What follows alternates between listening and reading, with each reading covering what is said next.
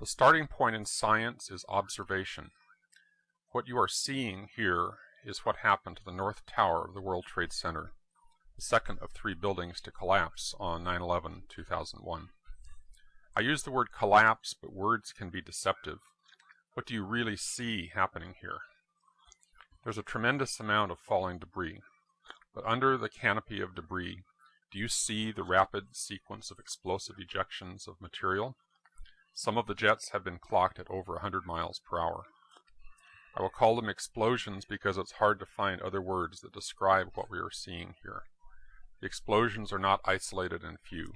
They are continuous and widespread. They move progressively down the faces of the building, keeping pace with the falling debris. Perhaps you can imagine a natural cause, but I can't.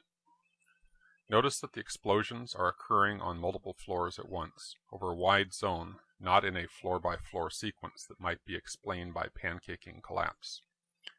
Notice there are explosions far below the point of collapse. Some are isolated and focused. These are often referred to as squibs and are commonly seen in controlled demolitions. However, this is not a standard controlled demolition. The building is being progressively destroyed from the top down by waves of explosions, creating a huge debris field. The destruction is in waves, not just in one wave. Most obvious is a rapid sequence of explosions near the visible corner of the building. But simultaneously we can see another wave of explosions much further down the face of the building under the canopy of falling debris. Notice that both waves of explosions progress down the face of the building, nearly keeping pace with the falling debris just a few feet away. Slabs of concrete did not fall to the ground and smash to dust. There is almost no concrete in the rubble pile. Notice that the concrete is being forcefully ejected outward from the sides of the building, already pulverized to dust. Notice that embedded in the dust clouds are huge girders and entire sections of steel framing that are being hurled out of the building. The horizontal speed of some of the girders has been clocked at over 70 miles per hour. Some of these girders impale themselves in the sides of neighboring buildings. Some landed as much as 2 football fields away from the base of the tower. What could hurl heavy girders with such force and give them such speed? Some people have suggested that the weight of the tower crushing down on the girders caused them to flex, and they sprung sideways by a spring action. But we are not seeing isolated jumping girders. We are seeing a major fraction of the mass of the building, steel, concrete, office furniture, and the remains of human beings, reduced to small pieces of rubble and fine dust, and being explosively ejected in all directions. Bone fragments are found on the roofs of adjacent buildings. The bones were not crushed in the falling mass, or they would have been trapped in the debris pile. They were pulverized along with everything else and blown out in all directions.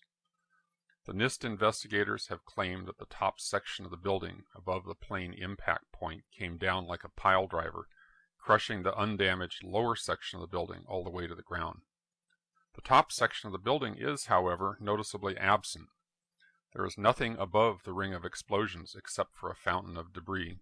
Can you see a pile driver? It does not appear that the building is being crushed by anything.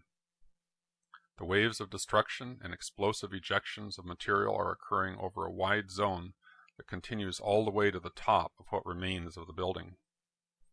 The scientists at NIST did not model the collapse of the towers. Their analysis was gravely flawed in many ways, but the biggest flaw was that the scope of their investigation was artificially limited. They took their analysis only to the point of initiation of collapse, as though all that followed was inevitable and needed no explanation. The scope of their investigation was artificially limited to what might have happened or could have happened to begin the collapse. What they explicitly did not take into account is what actually happened. By limiting their investigation to the natural precursors of collapse, plane damage and the fire, they ruled out from the start any possibility of discovering evidence of planned demolition. In other words, anything that occurred during the collapse itself, such as the evidence you're seeing here, was explicitly scripted out of the investigation. Any analytical model of the collapse, no matter how simple or how sophisticated, is a bad model and bad science if it does not come back full circle to explain the actual observations. What do you see?